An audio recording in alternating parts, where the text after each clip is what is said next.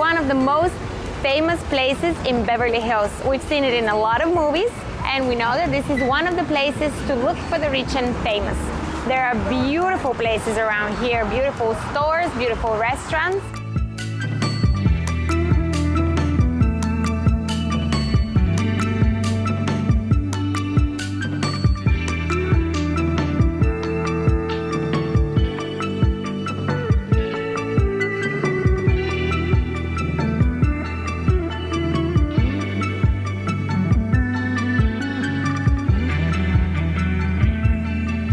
Santa Monica is one of the favorite places for the inhabitants of LA. Here you can go shopping, you can find anything for anybody's taste, as well as there are a lot of restaurants, a lot of bars, a lot of nice atmosphere, a lot of music, a lot of jewelry. It's just a very, very cool way to spend a day or even two.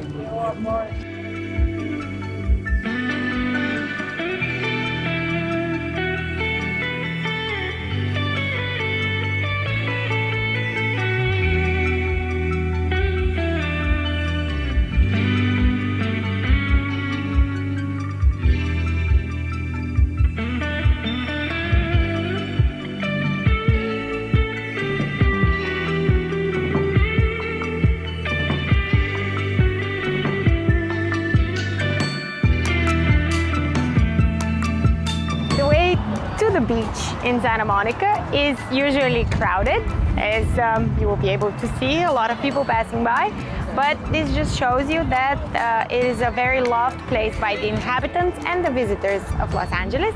It is full of restaurants and bars over there on the main street, where you can see a lot of Hollywood actors, either as visitors in those restaurants, or sometimes even people work there as waiters, just to make extra cash and easily go to auditions.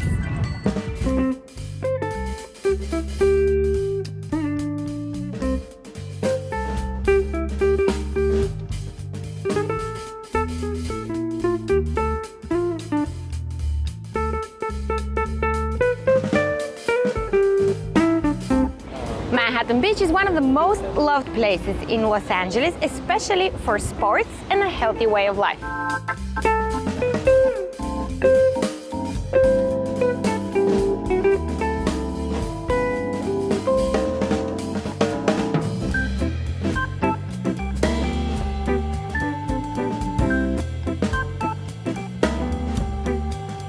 Venice Beach is the total opposite of Manhattan Beach. Again, there are a lot of sports activities here, but as you can see, the spirit is a lot more liberated.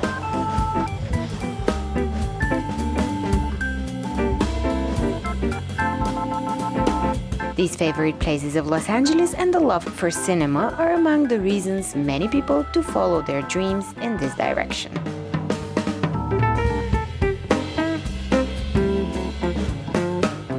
Would you give your life for the Carboni family? Absolutely. Hold out your trigger finger.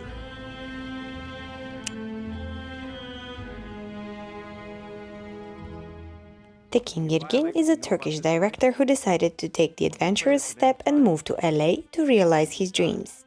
He has done a lot of music videos, commercials, and his feature, Troy the Odyssey. Today, Tekin organizes the Turkish Film Festival in Los Angeles, he writes scripts, he's directing his sitcom Muzo for Netflix, and has been in contact with some of the biggest names in show business. Tell me, when did you arrive to the United States and why did you decide to come here and make movies? Well, I was 14 years ago. I was a graphic designer, studying graphic design at one of the biggest universities in Turkey. But after my fourth year, I discovered I want to do something, I could do something better for my career or for my talent. Then I discovered to go to somewhere, Europe and America, somewhere. So I decided everything happened in 1 month. Wow. Then I moved to America. One of my friends helped me, so I came to America. And how did you do your first project in America? Well, it was tough at the beginning because I wasn't at work authorization, anything. So it was beginning, and That's was the main graphic problem designer. for Europeans. Yes, that's the biggest thing is a visa, and you worry, you don't know what you're gonna do. You're learning language, culture. So there was struggle like first 5 years, and in New York, yeah. So I was doing graphic design. I working gas station. I working driving taxi. I was doing basically many things at the same time until 2008, and I opened a coffee shop, Niagara Falls. Then I get a little bit better. Then economic crisis happened. We closed the coffee shop 2 years Oh later. man. Then I find out I have to do something else because I always want to be a filmmaker. So I applied to film schools, and then I get accepted from Brooks Institute, Okay. Santa Barbara. So I moved to California. And which one was the first movie that you made? Is it like projects? Yeah, your first big project, is it Troy? The Troy, Troy, yes. the Odyssey. I mean, I was shooting a lot of commercials, music videos when I was film school. I was doing my films, but Troy is one of the biggest studio film I did. Yeah, I get offered. And how did it happen? It looks like a very expensive film.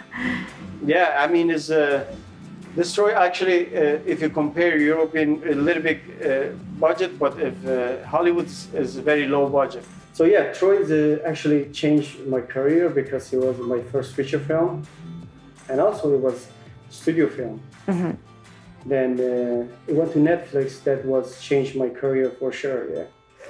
And what are you working on now? Well, I'm writing a lot, so I have a feature film I'm planning to shoot next year. Also, I have a sitcom I'm shooting for Netflix. Nice. Which one? Or They're called Muzo, like a story of the foreign kids. He came to America, and he tried to understand, but he can't speak English very well. He moved to with his cousin. His cousin live in New York. He have corner store, his cousin. And then he misunderstand everything. There's a lot of true stories actually in there. Nice. So some story happened to me, some story happened to other my friends. So I collected that story. I made it this sitcom. That Netflix liked the idea. Isn't it very difficult to get to Netflix with the idea? How did you do that? It is very difficult because you cannot directly go to Netflix because so many people right now try to go to Netflix, and is you can have communication with them, and they get to know you, your work. Because the reason is Troy went to Netflix and have communication with them, so I easily told them, then they liked it. Yeah, that's very nice. Do you have an agent, a manager here? Honestly, I stopped working with agents because they weren't doing anything. So I do I've everything heard that by myself. before. Yeah. So many bad agents. And I do everything by myself. My networking, I'm very active and very social. So You also organize a Turkish film festival here. yes, I do Hollywood Turkish Film Festival here, and a bunch of like European actors, producers, directors. We always come together and try to organize something with them as well. And what is, I guess, your goal? Like, what kind of movie would be your ultimate goal as a director? Yeah, I mean that's my genre. Favorite genre is kind of more drama.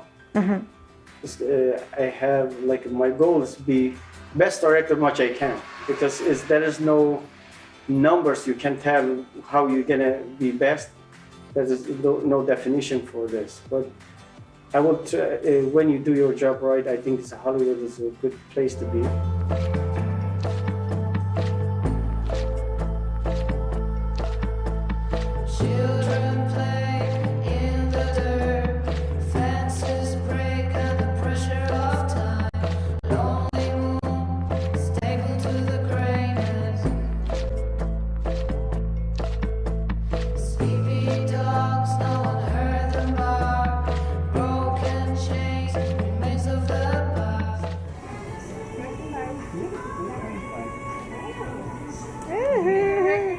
Yeah, we have it on the record.